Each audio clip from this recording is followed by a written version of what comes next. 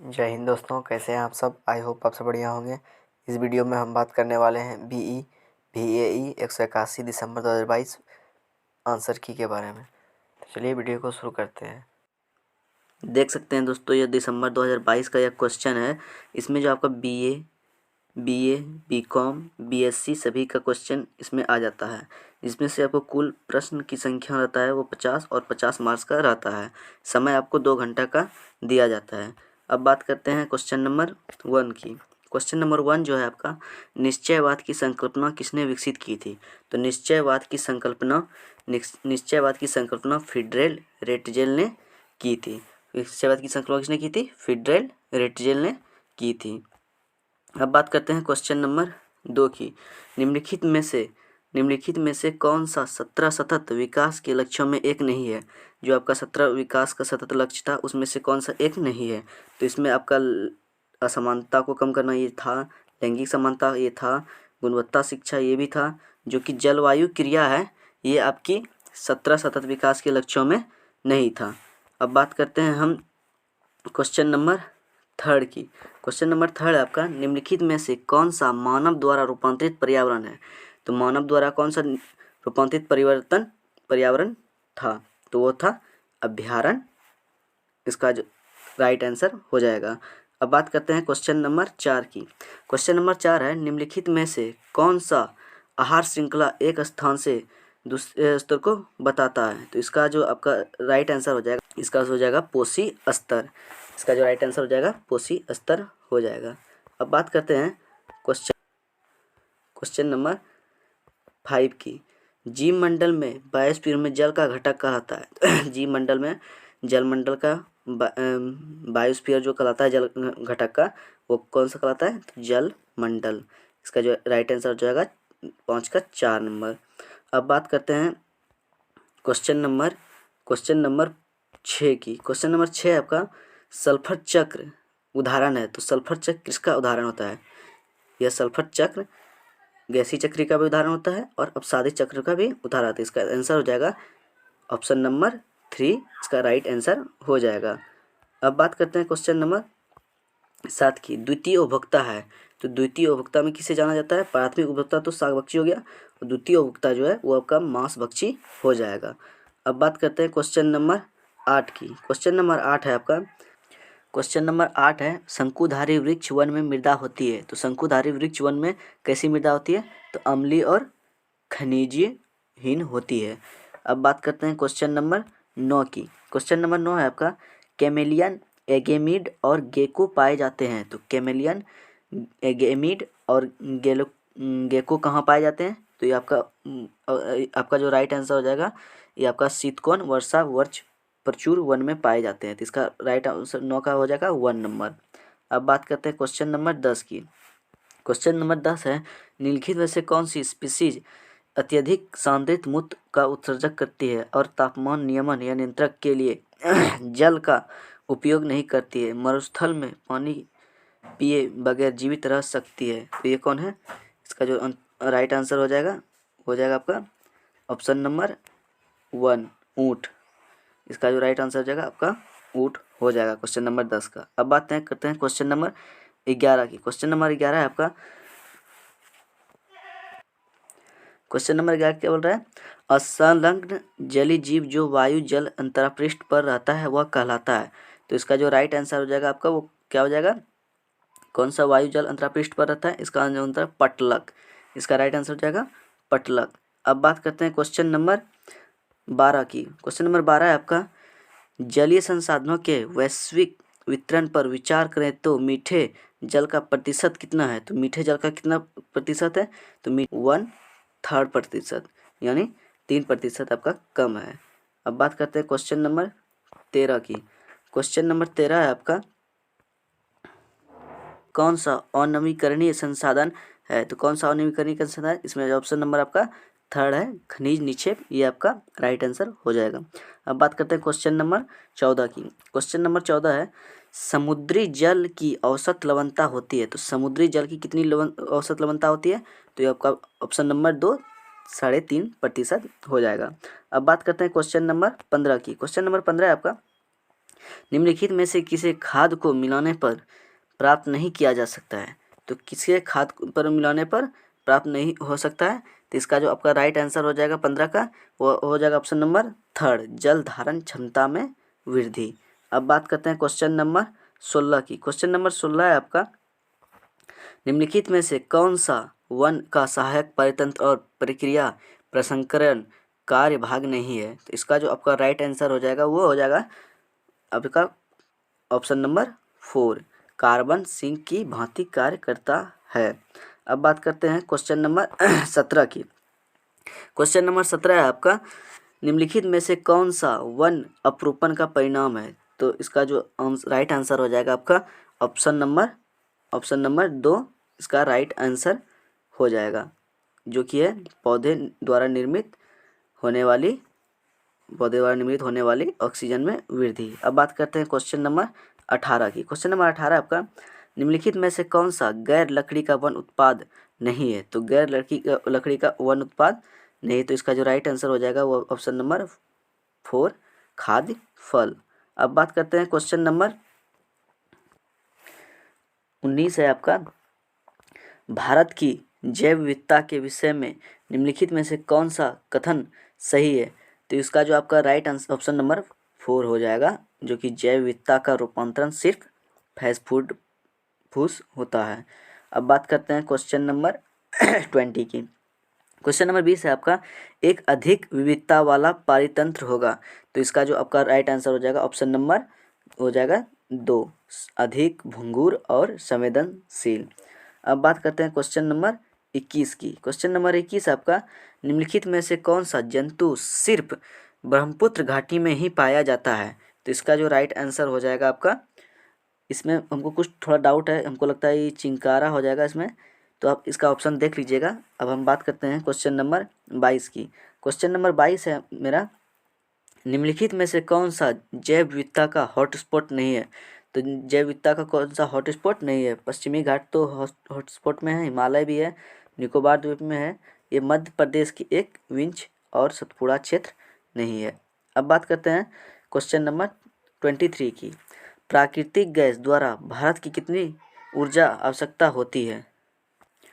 आपका question number 23 है आपका, प्राकृतिक गैस द्वारा भारत की कितनी ऊर्जा आवश्यकता की पूर्ति होती है? तो इसमें लगभग 7% ऊर्जा की गैस की आवश्यकता पूर्ति होती है। अब बात करते हैं क्वेश्चन नंबर 24 की। क्वेश्चन नंबर 24 आपका, स्लज अपांग गैस में मुख्यतः होती है। तो अपांग गैस में आपका कौन सा मुख्यतः होती है? तो इसमें आपका जो राइट आंसर हो जाएगा मीथेन, आपका राइट आंसर हो जाएगा। अब बात करते हैं क्वेश्चन नंबर 25 की।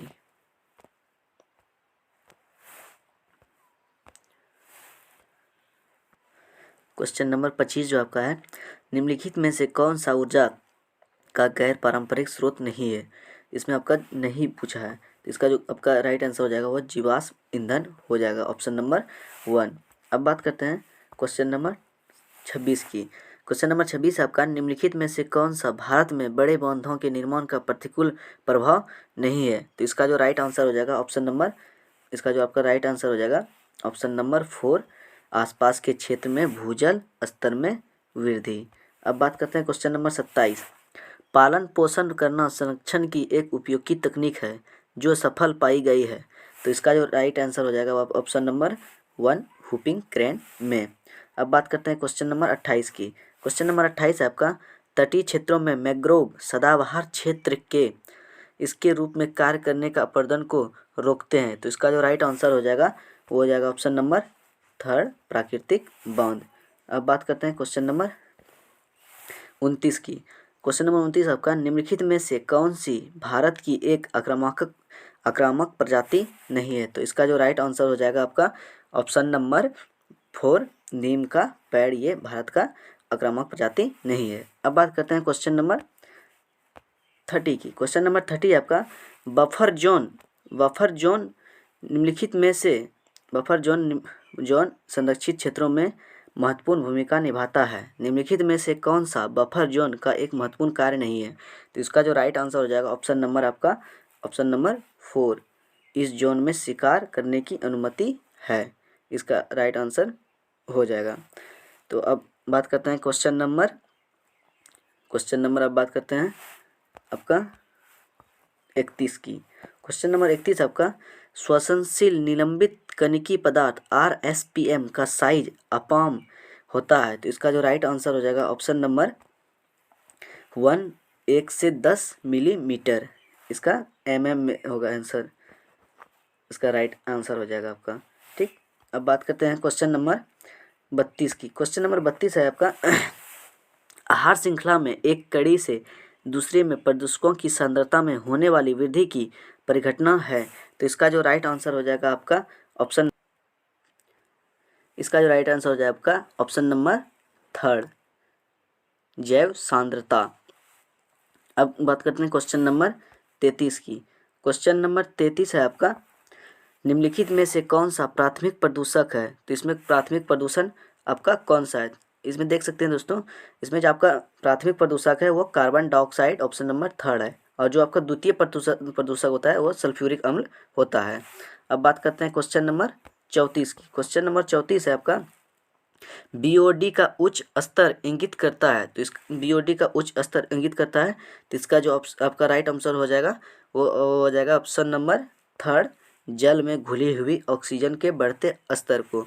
अब बात करते हैं क्वेश्चन नंबर 35 की। क्वेश्चन नंबर 35 है आपका भूमिगत निस्तारण को इसके निस्तारण के लिए वरीयता दी जाती है, इसका जो राइट आंसर हो जाएगा आपका क्वेश्चन नंबर 35 का वो हो जाएगा ऑप्शन नंबर 2, इसका राइट आंसर हो जाएगा रेडियोधर्मी नाभिकीय अपशिष्ट के लिए।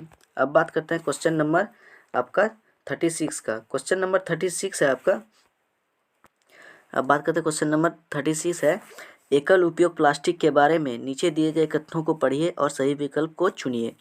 तो इसका जो आपका राइट आंसर होगा ये नालियों के अवरुद्ध कर देते हैं, ये जो आपका ऑप्शन नंबर है 1 ये आपका सही है, और ये जंतुओं की हानि पहुंचाते हैं ये भी सही है आपका, ये शहरों में बाढ़ आने का कारण है ये गलत है आपका ऑप्शन, और ये आसानी से निम्नीकृत हो जाते हैं क्वेश्चन ऑप्शन नंबर 4। इसका जो राइट आंसर बनेगा आपका 1 2 और 4 ऑप्शन नंबर 2 आपका राइट आंसर हो जाएगा। अब बात करते हैं आपका क्वेश्चन नंबर 37। क्वेश्चन नंबर 37 है आपका जलाशयों में सुपोषण इसके द्वारा होता है, तो जलाशय में जो आपका सुपोषण है वो किसके कारण होता है, तो इसका जो राइट आंसर हो जाएगा आपका ऑप्शन नंबर 2 सल्फेटों और नाइट्रेटों में।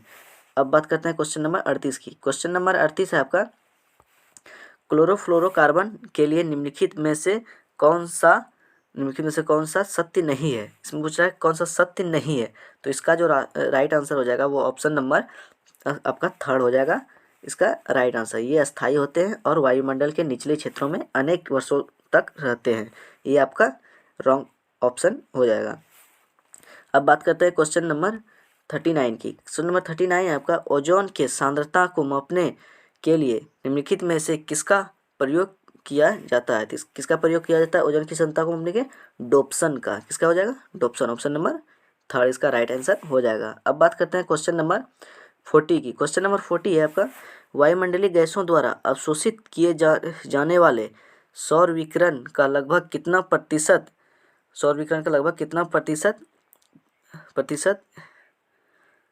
क्या होता है, वायुमंडल के गैसों द्वारा अवशोषित किए जाने वाले सौर विकिरण का लगभग कितना प्रतिशत होता है, इसका जो राइट आंसर हो जाएगा आपका ऑप्शन नंबर 3 इसका राइट आंसर हो जाएगा, ये होगा 30%। अब बात करते हैं क्वेश्चन नंबर 41 की। क्वेश्चन नंबर 41 है हमारे संविधान में पर्यावरण संरक्षण का प्रावधान किया गया था, तो ये प्रावधान हमारा पर्यावरण का संरक्षण कब किया गया था, तो ये जो आपका किया गया था 1976 में किया गया था, ऑप्शन नंबर 1 आपका राइट आंसर है। अब बात करते हैं क्वेश्चन नंबर 42 का। 42 है आपका क्वेश्चन नंबर वन्य जीव संरक्षण अधिनियम कब लागू किया गया था, तो वन्य जीव संरक्षण अधिनियम आपका कब लागू किया गया था 1972 में इसका किया गया था, इसका राइट आंसर हो जाएगा 1972। अब बात करते हैं क्वेश्चन नंबर 43 का। क्वेश्चन नंबर 43 आपका निम्नलिखित में से कौन सा उद्योग केंद्रीय प्रदूषण नियंत्रण बोर्ड द्वारा चिन्हित 17 प्रदूषणकारी उद्योगों की श्रेणी में नहीं है, इसमें आपका नहीं वाला ज़्यादा क्वेश्चन पूछा जा रहा है, तो आप 43 का क्वेश्चन ऑप्शन नंबर इसका हो जाएगा ऑप्शन नंबर आपका हो जाएगा इसका राइट 3 इसका राइट आंसर हो जाएगा खाद्य प्रसंस्करण। अब बात करते हैं क्वेश्चन नंबर 44। क्वेश्चन नंबर 44 है आपका 2100 तक विश्व जनसंख्या के हो जाने की संभावना है। तो 2100 तक इतनी हो जाएगी आपकी जनसंख्या के लगभग आपका 11.2 अरब हो सकती है। अब बात करते हैं क्वेश्चन नंबर 45 की। क्वेश्चन नंबर 45 आपका निम्नलिखित का सुमेलन कीजिए। तो आपको इसमें सही मिलान करना है। देख सकते हैं आपका दोस्तों, इसका जो राइट आंसर हो जाएगा तनाव का क्या हो जाएगा, तनाव का हो जाएगा आपका मनोवैज्ञानिक। इसका जो राइट आंसर हो जाएगा आपका तनाव का हो जाएगा मनोवैज्ञानिक। और आविष का हो जाएगा, आविष का आपका हो जाएगा रासायनिक, आविष का आपका रासायनिक हो जाएगा। और सी का हो जाएगा ध्वनि स्वर का हो जाएगा, सी ध्वनि स्वर का हो जाएगा आपका राइट आंसर हो जाएगा। इसका हो जाएगा भौतिकी शारीरिक। और इसका एलर्ज का डी का हो जाएगा आपका थर्ड जैविक। तो इसका जो राइट आंसर होगा ऑप्शन नंबर 2 आपका राइट आंसर हो जाएगा। अब बात करते हैं हम क्वेश्चन नंबर बात करते हैं। अब बात करते हैं क्वेश्चन नंबर 46 का। आपका क्वेश्चन नंबर 46 आपका भारत का निम्नलिखित में से कौन सा क्षेत्र भूकंपी क्षेत्र में नहीं आता है। तो गुजरात आता है आपका, उत्तराखंड और आता है, बुंदेलखंड क्षेत्र भी आता है। इसका जो राइट आंसर हो जाएगा ऑप्शन नंबर 3 इसका राइट आंसर हो जाएगा असम। अब बात करते हैं क्वेश्चन नंबर 47 की। चंडी प्रसाद भट्ट संबंध किससे थे। तो चंडी प्रसाद जो भट्ट थे ये आपका संबंध किससे थे। तो इसका जो राइट आंसर हो जाएगा आपको एपिको आंदोलन, ऑप्शन नंबर 4 इसका राइट आंसर हो जाएगा। अब बात करते हैं क्वेश्चन नंबर 48 की। क्वेश्चन नंबर 48 है यह शिक्षण या मत के सभी जीवों के भले ही वे जीव उपयोगी हो या ना हो कुछ मूल्य या महत्व और अधिकार है का अभिप्राय है। इसका जो 48 का जो आपका सही आंसर हो जाएगा वो होगा जैविक केंद्रित, आपका ऑप्शन नंबर 1 आपका राइट हो जाएगा। अब बात करते हैं क्वेश्चन नंबर 49 की। क्वेश्चन नंबर 49 है आपका गैर अंग्रेजी भाषी समुदाय में संप्रेषण के लिए सिर्फ अंग्रेजी भाषा सामग्री का उपयोग करना इसका एक उदाहरण है। तो इसका जो एक उदाहरण है कौन सा, प्रक्रियात्मक। इसका जो आपका राइट आंसर हो जाएगा वो ऑप्शन नंबर 3 हो जाएगा, राइट आंसर हो जाएगा प्रक्रियात्मक असमानता। अब बात करते हैं क्वेश्चन नंबर लास्ट 50 निम्नलिखित में से कौन सा एनवीस का केंद्र नहीं है। ये क्वेश्चन बार बार एग्जाम में पूछे जा रहे हैं, तो ये आप जरूर आप ध्यान में रखिएगा क्योंकि ये कभी भी आपके पेपर में देखने को मिल सकते हैं। इसका जो राइट आंसर हो जाएगा वो कहाँ पे है एनवीस का केंद्र। तो एनवीस का केंद्र नई दिल्ली में तो है ही, और चेन्नई में भी है, और अहमदाबाद में भी है। तो इसका जो राइट आंसर हो जाएगा मुंबई में नहीं है। इसका जो राइट आंसर हो जाएगा ऑप्शन नंबर 3 इसका राइट आंसर हो जाएगा। तो चलिए दोस्तों आज के लिए बस इतना ही रखते हैं। आगे की वीडियो के इसी तरह की वीडियो के लिए जानकारी के लिए बने रहिए हमारे YouTube channel information by Ritesh पे। तो कैसा लगा वो video like share and comment जरूर कीजिएगा।